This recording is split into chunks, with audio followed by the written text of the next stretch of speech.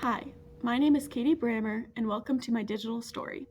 I'm currently a senior at IU, and throughout this digital story, I will be showing what my future classroom will look like. Here is my table of contents where you can see the topics I will be discussing. I will be talking about my beliefs about student needs, beliefs about instruction, and beliefs about assessment. Why are read-alouds important? Well, read-alouds lead to better thinkers and readers, and they expose students to books and phonics. It takes away the pressure of print, allowing students to think deeper about a story. When you're reading aloud, students aren't worrying about what the words are, figuring out what they mean, figuring out different decoding strategies. They're worried about what's going on in the story and comprehending that story. Children's reading levels don't catch up to their listening levels until 8th grade. That's a big gap between their reading and their listening. It also allows teachers to model strategies, and students will remember this modeling better when they're seeing another person do it. And you can model a love for books and really show what real reading sounds like and looks like. Also, children enjoy read alouds. It helps build that classroom community between you and your students. When should read alouds be done? Every single day. Read aloud should be done for at least 20 minutes a day. And with looking at this chart, you can see the real benefits that you get from doing read alouds. Next up is shared reading.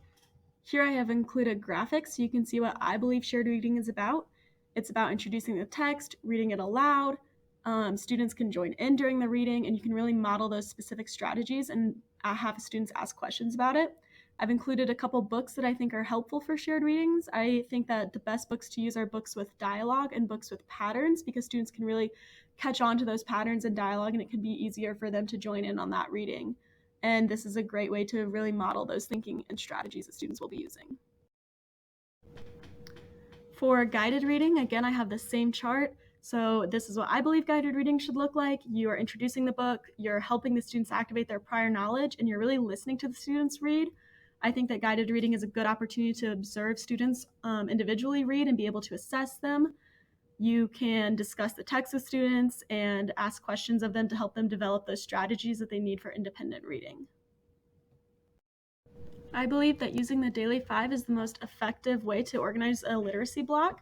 The Daily 5 gives students choice, which is really important for motivation, and it engages them in meaningful tasks. These choices are read to self, work on writing, word work, listen to reading, and reading to someone. Doing 3 rounds a day, I can do 15 mini lessons, 15 small groups, and 30 conferences a week, which would be awesome. I can conference with every single student. It also helps build fluency, which is a key to comprehension according to Rosinski's research.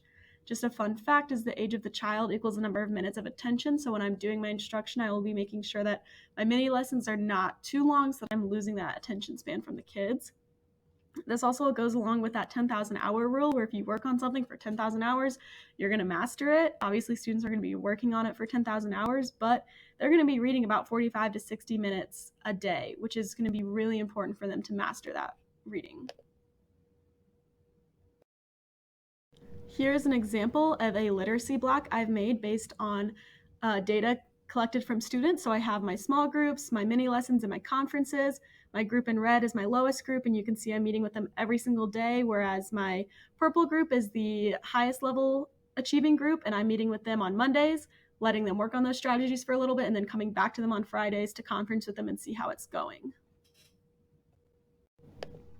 In regards to instruction and small group versus whole group, according to research, the most effective classroom setup is about 20 minutes of whole class, 60 minutes of small group, and 49 minutes of independent work. With my setup, I will be using whole class instruction to model a strategy, then have students work in small groups to practice that strategy, and then have students work independently to practice it independent. I will be using the gradual release method with scaffolding by creating lots of support in the beginning and then slowly letting go of those supports so students can move on to that independent practice. I think that small group is more effective than using complete whole class instruction. You can really personalize instruction, you can conference, you can work on leveled books, and you can meet the student CPD when you're doing that small group and that independent instruction.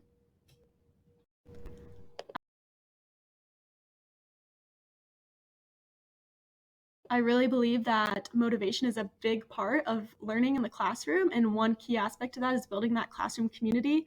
A quote that I really like from the Handbook of Effective Literacy Instruction is, Using engaging teaching strategies to motivate and meet the needs of all students, regardless of learning challenges or exceptionalities, is the educator's responsibility. I think motivation is what really builds that classroom community, and you can create motivation through scaffolding, building relationships, and individualized instruction. You can have small groups and independent practice and create those SMART goals with students. In regards to assessment, I think that key aspect of assessment is that it should always be used in a way that informs instruction, and this is from the Handbook of Effective Literacy Instruction. Formative assessment should be given multiple times throughout a lesson. It informs you on how well the students are doing and comprehending. Is it time to move on with that lesson? Are students still struggling? Some examples of this are running records, leveled passages, think aloud, reading, and writing conferences. Here is a picture of an example of a formative assessment I've given to students during a science block. It's a science journal where I go back and I review those science journals throughout the lessons to really make sure that students are comprehending, to see if I need to continue with the lesson or go back and review some. In regards to summative assessment, it should be given at the end of units, and it still should be used to inform that instruction, even though it's at the end of the unit. Did students understand the unit? Is it time to move on? What needs to be reviewed?